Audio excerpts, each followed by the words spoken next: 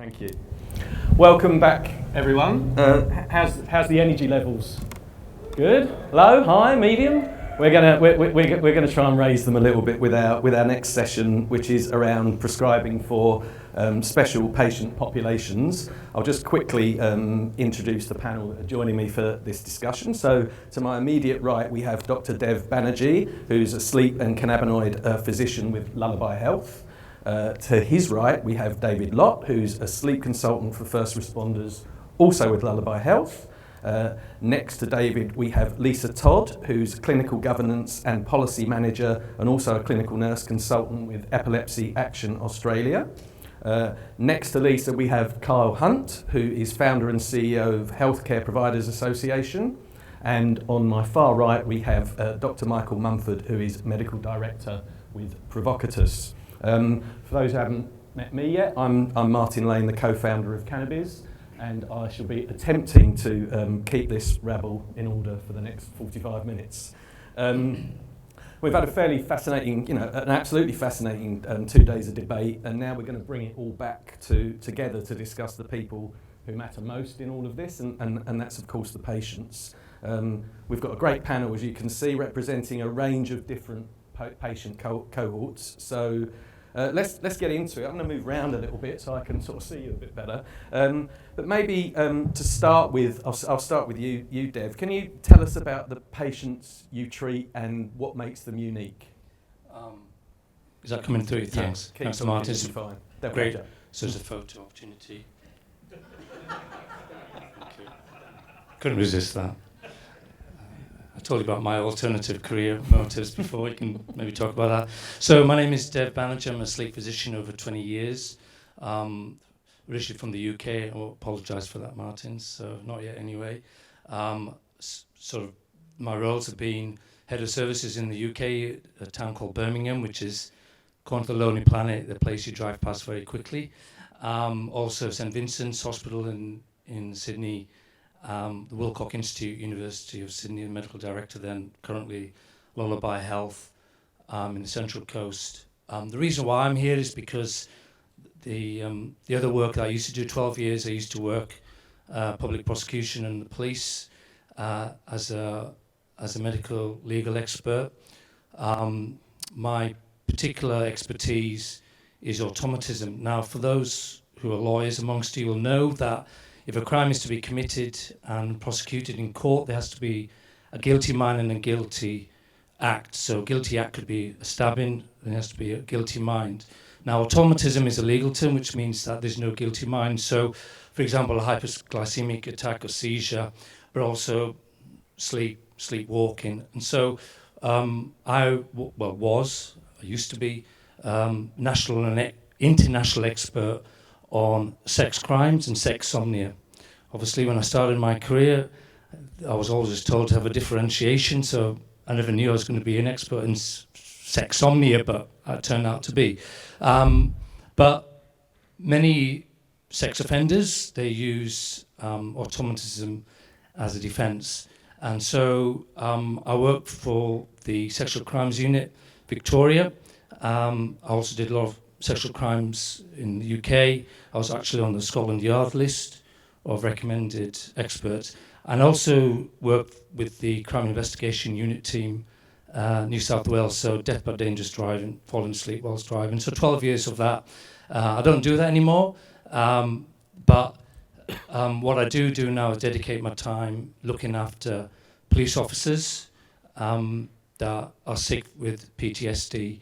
They're an interesting group, which I'll talk about later, but that's my background. The reason why I'm here is because of my work I've done with the police and public prosecution. Okay, thanks for that background, David. Do you want to talk about the people that you work with and the some of the challenges and the unique nature of the cohort that you work with?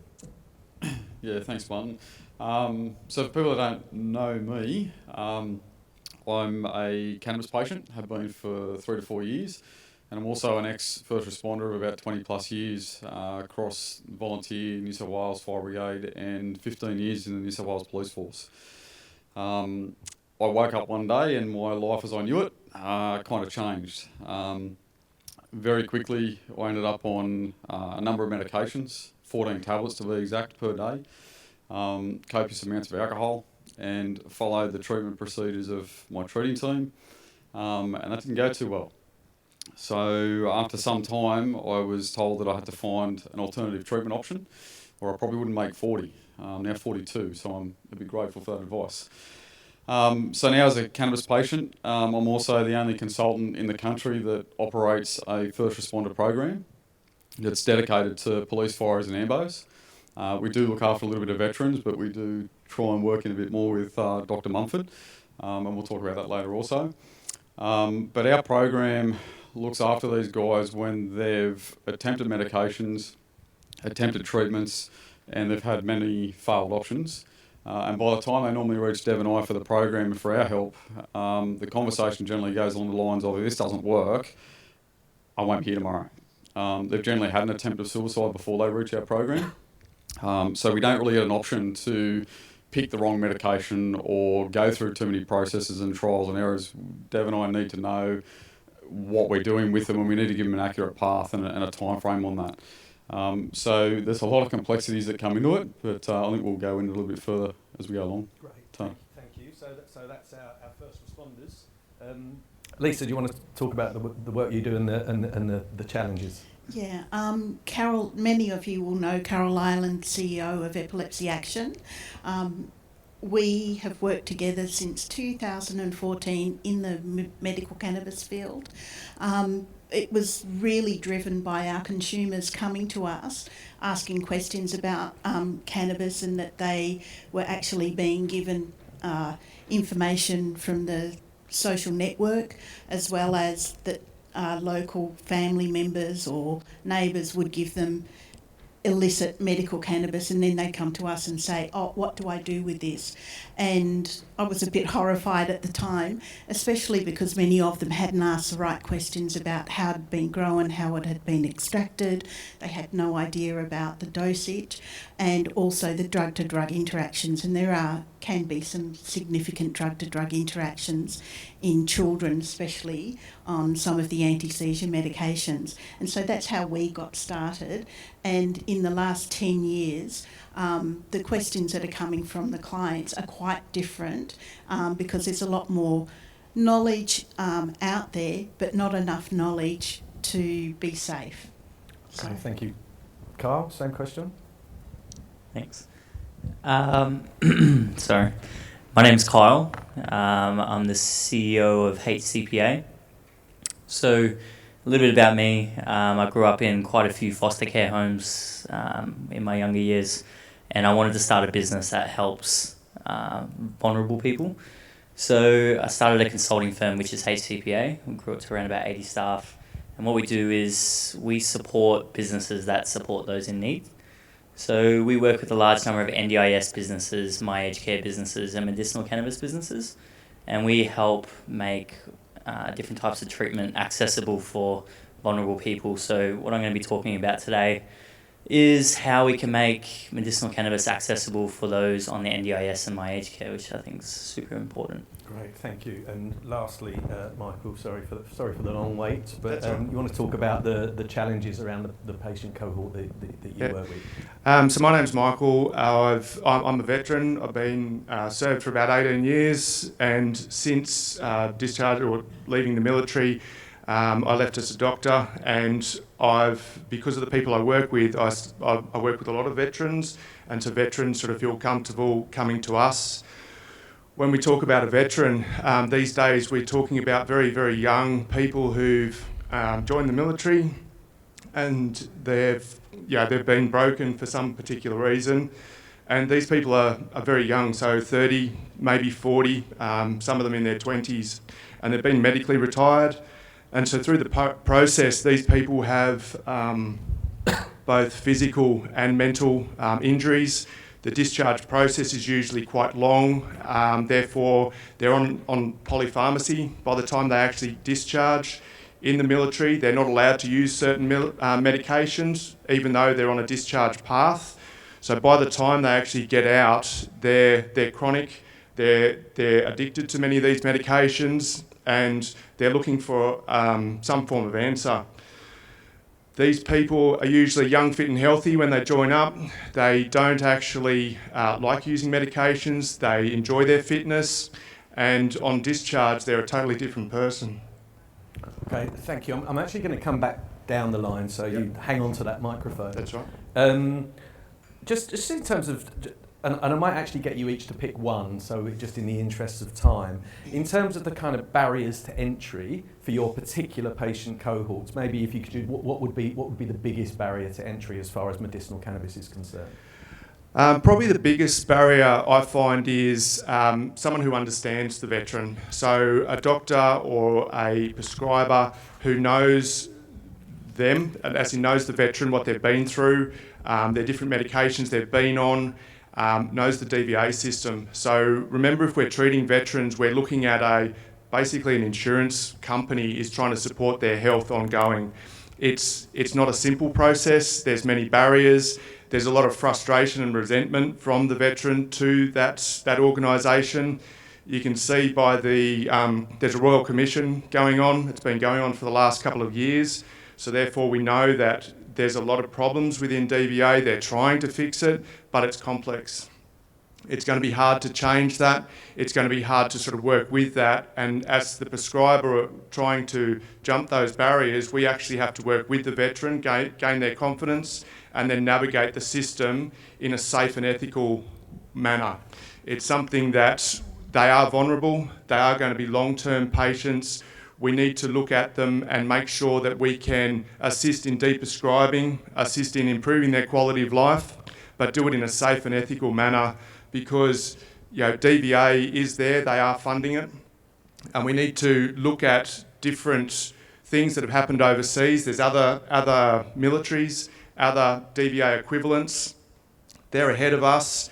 There's different research. So Canada is one of the ones that I look at for some of the research, and I know that within DVA they look at these different things as well. They've gone through open use, as in anyone can use it as much as they want for these veterans to try and gain them a quality of life. But they've scaled it back, knowing that there are then things with the overuse disorders and abuse and things like that. And so we have to make sure that what we do as the industry in this country, we have to make sure that we do it in a safe and ethical way, so it's for the long term, that we don't get burnt by doing the wrong thing, and we actually look after this vulnerable population. So I think that's one of the big barriers. Thank you, Michael. And Kyle, I'll ask the same question around aged care. Yep. So with NDIS and aged care, the main barriers, I'd say, well, there's two. There's cost. So a lot of these cohorts are unable to work, and it's pretty expensive. And the second is education. They just don't know how to access or what it's even used for, how it can benefit them. So they're the two. Brilliant. Thank you. And in our Lisa? cohort of people living with epilepsy, there are two. One is finding a knowledgeable prescriber who's willing to go through the process with them, and the other is cost. And even though there are some compassionate programs that some of the companies offer, they're not publicised, of course, but many of the clients don't know about them, and their doctors who are prescribing don't know about them either. And I know I said you're only allowed one, and you've already had two, but I'm going to give you a third. What about the new prescribing rules that the TGA brought in when it comes to prescribing for children? Has that made a big difference? Okay, so in August 2023, the TGA brought in some new regulations, and I see it as a safety backstop, but basically if someone is actually, a GP is prescribing for a child, if it's over Category 2 to Category 5 and they're under the age of 18, they need a letter from a paediatric specialist or a relevant specialist. And if it's a nurse practitioner who's prescribing, they can only prescribe CBD or Category 1 with a letter of support from a specialist. Okay, thank you for that clarification. And David? Thank you. Might ought to answer this with you, Dev, but to start with, we've got a long list of issues very similar to DVA and what Michael's already covered, so I'll try and bring up a few new ones. But the biggest barrier we've got with police, ambos and fireys, for example, is the insurance company, number one. These guys have been medically discharged. generally their pay or their income is reduced to 75% of their base wage, so they're struggling to even pay their mortgage. I've got a number of patients at the moment struggling to keep finances at bay for themselves. And then managing the insurance company and the treating team. So what our program offers to our patients is not just medicinal cannabis and the work that Deb and I do, but we've got 7 legal teams that represent our patients, if required to do so at the tribunal, to get their medications and treatment put in place under the protocol that we provide. And the barriers are endless, I think, with these patients in this cohort. I might give you a... Dev, what would you like to add? Yeah, the cops, I talk about the cops because that's who I've worked with for many years. When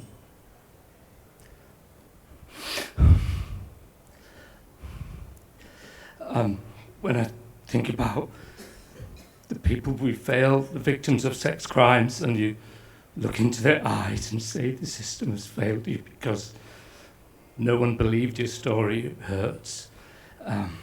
And the cops and I are there at the end and say, I'm sorry.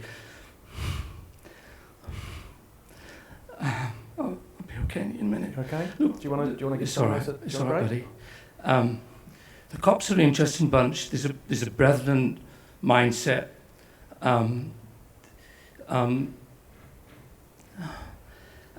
First of all, thanks. Thanks for bearing with me. First of all, they've had their PTSD for years, and there's a huge stigma. Many of these cops have cops within the family, so to be looked upon as being unable or failing is really hard for them. They're clearly on a lot of medication, drugs. There's a huge distrust, to psychologists, psychiatrists, GPs. But when they come to us and they realise that, I think you said I was a cop without a firearm, didn't you, one day? And then they realise that we talk the same lingo, the same language that we understand. Another thing about cops from a medical PTSD point of view is their exposure to their trauma events is very different to the rest in this country. And the commonest cause of PTSD in this country is motor vehicle accidents. Obviously, there's child abuse, domestic violence. But for the cops, the incessant exposure to traumatic events like murders, hangings, jumping on railway track, jumping off buildings. We've got a Granville train accident first on the scene. We've got a couple of Lint Cafe cops, and so their trauma exposure is very different, whether you're in the right squad or whether you're undercover, where you're in gangland murders, where you're in general duties, or you're doing sexual crimes like I was doing, or you're doing crime investigation unit for death by dangerous driving, or highway police patrol. But I've got to say one thing, the medicinal cannabis has been a lifesaver, because not only does it treat their insomnia, their nightmare disorder, THC for me is the only drug on the planet that effectively treats nightmare disorders and PTSD. Prazosin, forget it, you're wasting your time. Benzos, you're wasting your time. And there's lots of first responders guidelines that are outdated. I mean, you might as well use mercury, which we used to do for whatever it was, for syphilis. But, medicinal cannabis, and we can talk about the regimes that have worked, but CBD in the day and THC at night, the THC is essential, plus or minus the flower. So, and as you say, the insurance companies. But for me, the biggest barrier is stigma. Talk to a cop that, we're going to do medicinal cannabis for you. But they trust us, because we've worked with cops and you're a cop. And that is the biggest barrier. And to have belief in working with us, yes, with the psychologists and for you guys. And so our first response program, I'm a big believer, that's what's worked for us, is cops looking after cops. Because there's a brethren spirit there. Yes, they've got the psychologists. Yes, they've got the psychiatrists. Yes, they do the Prazosins and the benzos. But it's the cops that... You've got 6 guys on suicide alert. Or when they're going to kill themselves, who do they call? They call you, buddy. They don't call the psychologist. They call you, buddy, because you're a cop. You're one of the boys. And that's why I'm a big believer in that cops looking after cops is a big thing. Okay, thanks, Deb. And I know no one really ever wants to hear from the moderator too much, but I guess that's, you can see the passion on the stage, and that's why we wanted to kind of, bring this session together, because, we talk about theory, I guess, a lot, and this is actually the cold face and the real stuff going on here. So thanks all of you for your kind of passion. I just wanted to say, we do want to take some questions. I'm a little bit old school. I like hands up and microphones rather than trying to read that. I can't read it anyway because my eyesight's not good enough. So if you do have a question, do please raise your hand. We'll get a microphone to you.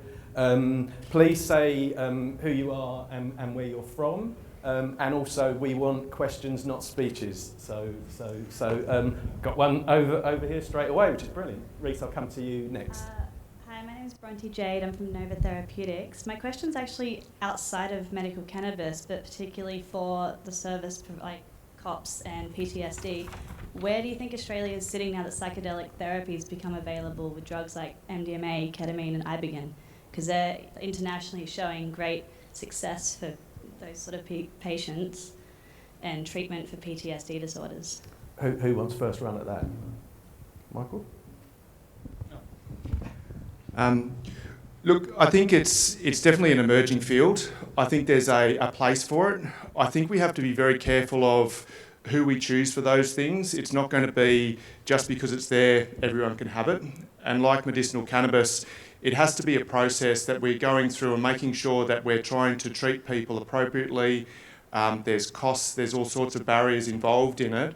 I think we're going to see more in that space, and it'll be in a combination of all of these different novel therapies, and I think it's good that we're looking at them, but I think it's going to be the right treatment for the right person at the right time.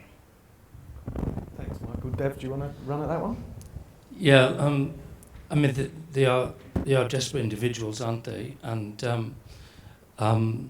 we've got a few on ketamine, for example, but ketamine doesn't treat the nightmare disorder, it doesn't treat the pain. It'll improve their mood, whether that's sustainable. I think you're right. I think there's certainly for those with untreated PTSD. I mean, PTSD will last for years, 5-10 years. You can treat the insomnia, but the problem is that their triggering is still driving their insomnia. So the biggest triggers is probably the insurance companies, EMLs. But it's not just that. The triggers being in crowds or sirens or even coming to us, to our clinic, they make sure they don't go past a cop station, which is, thankfully, we're in a shopping centre, but peripherally, so it's in neutral territory. But these are the sort of things that cops think about, redlining. So if you're in a crowd and you're looking at every single face and you redline, it's the hypervigilance. So these drugs may improve their mood disorder, the mental health, but it may not improve the hypervigilance, which for me, I think CBD and the THC in medicinal cannabis is the key treatment strategy.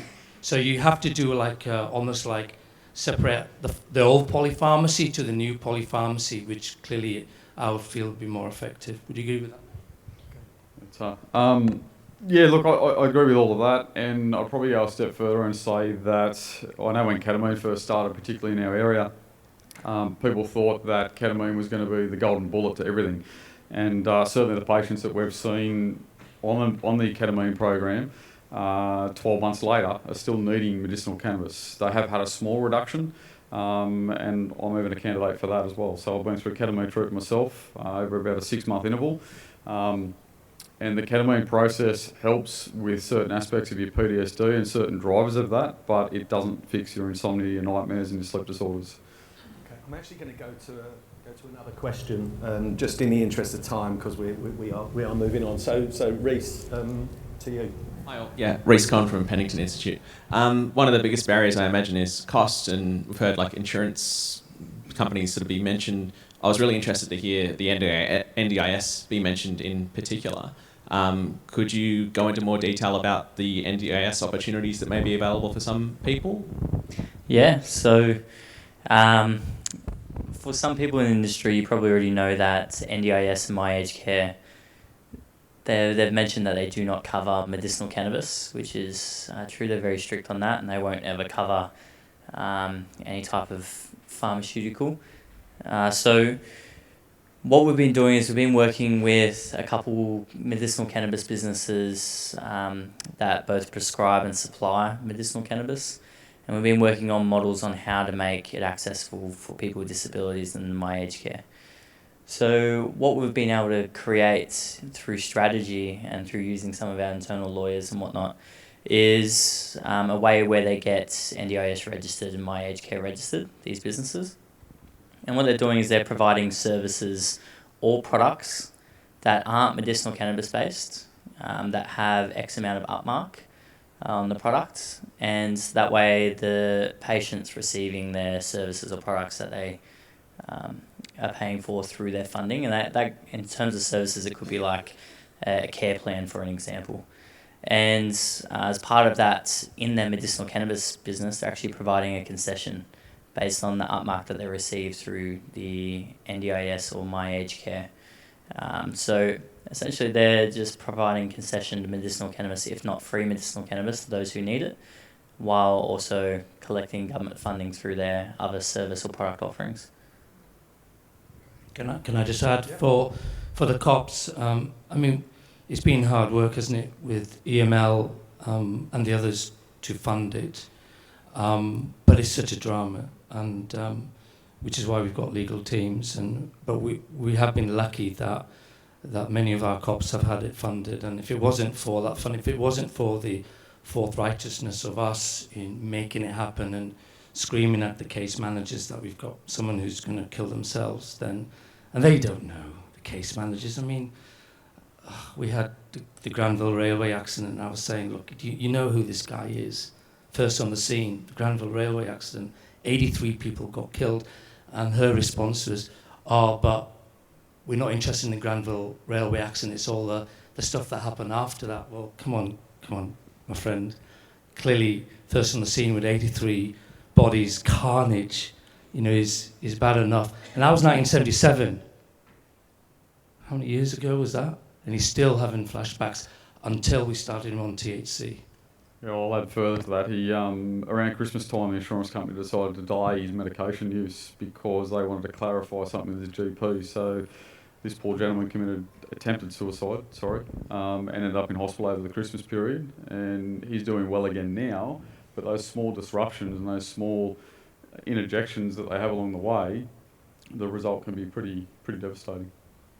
I want to actually just sort of shift the conversation a little bit and chat a bit about kind of families, because you kind of, in different ways, I think, we've talked about stigma, but of course there's also we're also not just working with the patients, but we're working with their families. I might start with you, Lisa.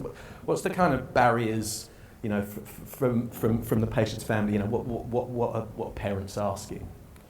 Okay, so it depends upon the family and what exposure they've had to medical cannabis, and also most of them get their information from the internet and social media, so that also has an influence as well. So we have some families who have a dream run through the system where they go to a neurologist who actually is interested in medical cannabis. They'll have the discussion with them, tell them about the costs and the process, and tells them and gives them information. They go home to think about it and come back to them and make a decision, and then they're happily on their way. The neurologist will work with their GP, and in one particular case with a psychiatrist as well, and they work as a team. And they found that family, because the people around them had seen the difficulties that they had with the seizure frequency. It was like tonic-clonic seizures every day, and then saw a sudden drop, and they saw the difference in the family. The family got their quality of life back, so did the young adult with epilepsy, but it was a family decision around the affordability of the medication. Even though the parents have retired, they made the sacrifice to say, yes, we'll do this, and Dad went back and got a part-time job to pay for the medication. Then I've got other people who live in rural areas and they can't find a GP who's interested in medical cannabis because they don't have the time, quite frankly. And the other thing is then they go to a clinic and I like telehealth because it's great as far as the rural patients getting access because they're isolated. However, you'd want it to be video conferencing so that they can have that face-to-face evaluation. And so a couple of these clients then went and couldn't find a neurologist in their local area who would treat them, and one client went to their usual treating neurologist and said, "Oh, I'm on medical cannabis now," and they said, "I don't want to treat you, you'll have to find another neurologist," and ending up having to come to Sydney to actually see a neurologist who was experienced in prescribing medical cannabis. But usually it's, again, that was a family decision because they have to do the travel to Sydney for the appointments and things like that. So the families are impacted. In some of our surveys that we've done, we had families where they actually were kind of sacrificing family outings so that they could afford to pay for the medical cannabis, and it was impacting the children as well. The other children couldn't go on school excursions and things like that. So and some people were actually not being able to afford to pay their bills, or they cut down on the amount of food that they were buying each week for their family. Wow. And I guess some of what you're talking about there is kind of building trust. Michael, I might come to you just as a sort of related question, and guys, I'm sure you'll all have something to say about this as well. It's kind of, how do you build trust amongst a kind of patient group who might be, for varying reasons, suspicious about the medicine? Yeah, building trust is obviously very important. Being that the people we work with are veterans as well, we can sort of talk their lingo. We can sort of talk to them. We understand where they've come from. We can sort of answer their questions or sort of know when they start talking. We know where they've been. But it's to try and sort of bring in all of their healthcare, understanding their other aspects, understanding that even DVA talk about the wellness wheel. We talk about the other aspects within the family, the kids, the parents, trying to sort of bring all that together, knowing that you don't just treat a symptom and you don't do it in 10 minutes over the phone. There's more to that individual, and I often sort of talk about utilising that wellness wheel and the gold standard of treatment, and then trying to work out how we can get to that. There's a lot of barriers, and I think they've been sort of pointed out: the distance, the people's perception of the treatment, accessing it, people knowing how to access it for them. So there's a lot of work, and there's barriers to that that sort of affect the treatment process. Okay, now I'm getting waved at. So, and we've got 11 and a half minutes, guys. So really want to get your questions in if you've got one. So. Got a question hi. There, please? Janie from Spring Sciences. Michael, my question's directed at you. Actually, my partner was in Mentoring Task Force 1 in Afghanistan, so I really relate to what you're talking about. We've tried reaching out particularly to bodies such as Legacy, Mates for Mates, the RSL, to try and point out DVA's accepted medicinal cannabis as a treatment option, and we are just getting pushbacks left, right and centre for acknowledgement. How do we approach and lobby these advocate bodies to try and get this form of treatment pushed through? That's very good. It's a tricky one. There's a lot of people, such as when you talk about RSLs, things like that, there's a lot of old people. There's a lot of stigma around those things. We've approached different organisations as well, and if the person you sort of approach doesn't want to be involved or doesn't believe in that treatment option, you shut down quite quickly. We do a lot of work with DVA. We're trying to work, and get things changed, different processes of how to access it, for what conditions and things like that. But it's a bureaucratic government organisation. They went through a change for their access process last year. It took them years. And even when we've sort of spoken to them about other changes that maybe should be there, they're sort of talking about, well, it's a government organisation, there's layers of bureaucracy, we've got to get so many people on board, all these different groups, the ex-service organisations and things like that. Some of them will believe, some of them won't, some of them it'll be in the too hard basket, and so it's hard. And I think it's just going to be that continual sort of repetition of approaching them, trying to show them cases that these people have been successful. We've got them off this polypharmacy. We do research. We're doing stuff with the University of Wollongong. It's about the deprescribing of opiates, benzos and antidepressants, showing that these things work and we can actually get the quality of life back. The family members, they all support it, and so the more we do, the more we'll get. That's actually a really neat segue, so I think it's almost like we planned it. I wanted to talk about, actually, obviously one of the issues with the DVA is that they say the evidence base isn't there. So I'm going to give you a bit of a rest because you've been hammered at the last couple of questions. But how does the work that you all do help with that kind of evidence base? Anyone who fancies a crack at that one? The last 12 months to 2 years, I've been working in the background with a company called OnTracker. Some of you may be aware of him already. We've been customising the application for our patient base. And what we've really come up with is it comes down to the fact that when we keep getting told there's not enough evidence out there to support what we're requesting, then we're going to bring the evidence to the people who are telling us that. So when we land in the court with our patients at the tribunal and we're preaching the case, we're bringing together evidence, I suppose, it isn't ordinarily seen in the health industry. So policing background has probably helped me a little bit. But the evidence that we bring forward really paints a picture to show why these medications should be used, why the patient requires a treatment and why it should be funded. So data is one issue, but evidence is generally the other. And I don't know, I can't talk for all health practitioners in the room at the moment, but certainly having a bit of a look at how you're collecting that evidence to support the patient is a big area that I'm starting to do some working with different companies. Okay, Dev? Just to add that, data is key, data is critical. So we have about 40 cops now on our books. Each of them we've got the GAD, which is general anxiety disorder. We've got the PHQ, which is mood depression. We've got insomnia. We do sleep studies in all of these guys. Got the OnTracker as well. But look, just the fact that these guys come off benzos, come off prazosin, come off antidepressants, most of the opioids and almost single pharmacy, medicinal cannabis, and that we've got witness statements from the families. We talked about the impact it has on families.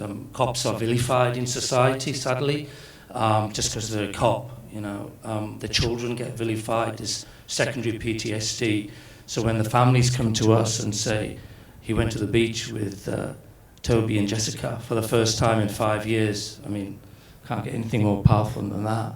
We do give them tricks of the trade, to vape in the car so they don't drive just before they get onto the beach. So it's not just the treatment itself, it's the delivery of the treatment, it's how you use it, is the tricks of the trade. It's managing every moment and symptom and emotion in the day, because every day is different, and then having those strategies. And one of the things we find with medicinal cannabis, and I think as an audience you may or may not appreciate this, but the guys that we see, the drugs control them. But when they go on medicinal cannabis, they feel they're in control. And that, for me, is the defining aspect of medicinal cannabis. They are back in control and managing their symptoms with their flexing up and flexing down. But a 6-minute consult with a GP, because they don't know, they don't understand, it won't allow them to have that control back. But it's working with us. We spend an hour with these guys. You spend God knows how much time with them. To bring that control is enormous. Okay, thanks, Lisa. We've got 5 minutes, guys, so if you do have a burning question for our panel, then do get your hand up. I'll come to you straight after Lisa. Epilepsy is probably the most researched area in medical cannabis, and as you can see, Epidiolex has been registered with the TGA, and it's even on the PBS for one indication, which is Dravet syndrome. And you heard in the previous presentations that there's a lot of research going on in Dravet, but there are other, like Lennox-Gastaut and a number of other syndromes. So it is expanding, it's growing, but still there's a long way to go. Okay, thank you. I might actually go to our questioners. So if you could just let us know who you are and where you're from, please. Over here. Thank you for all the wonderful work you have done. It's really heartening to see how medical cannabis has actually delivered such great results.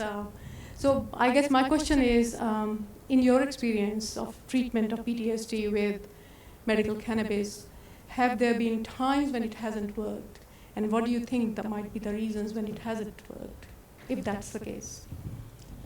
I would say the insomnia and the nightmare disorder, nearly 100% of our patients, they improve with medicinal cannabis. We all know in this audience that not getting that sleep, you just the next day is ruined, but these are the guys that live with that. The PTSD is more of a problem because it's the daily triggers. I mean, you just put the TV on, and every day there's an abduction, there's a motor vehicle accident, there's a rape, there's continuously, which is why I don't watch the TV. None of my patients do, and you certainly don't either, because they're triggered all the time. It's just that the PTSD takes time. But I'm a big believer that if we're having recurrent nightmares of, interestingly, cops have interest in nightmares. It's not just confronting a civilian, but the firearm is jammed, or they're trying to escape a burning house, or they're at a motor vehicle accident, or they're picking up body parts from tracks. So when you break that circuit with medicinal cannabis, I do feel the progression and rehabilitation does improve, but it's time as a patient, as a virtue. So we tell the insurance company. The insurance company is always saying, well, how long is he going to be on this for? This is not augmenting amoxicillin you 2 weeks and you're cured. This is a 2-3 year procession, and then trying to get them re-engaged in working again. They'll never be cops again, but yeah, I think that may have answered your question. Yeah, thank you. Michael, have you got anything to add to that? The answer can be no. It's fine, because we're short time. So I might actually make, if you've got nothing to add, I'm happy to move on. So we've got a couple of minutes left. I always like to kind of finish a panel with a kind of thought starter for the audience, actually. So everybody, maybe not tomorrow, because there's obviously another day of discussion. But when people get back to their desk or their virtual desk on Monday morning, what's the key takeaway that you would like them to think about when they're back at the laptop or the desktop? Yeah. And we'll go along the line. So I think safe and ethical prescribing for the longevity of the medicinal cannabis industry.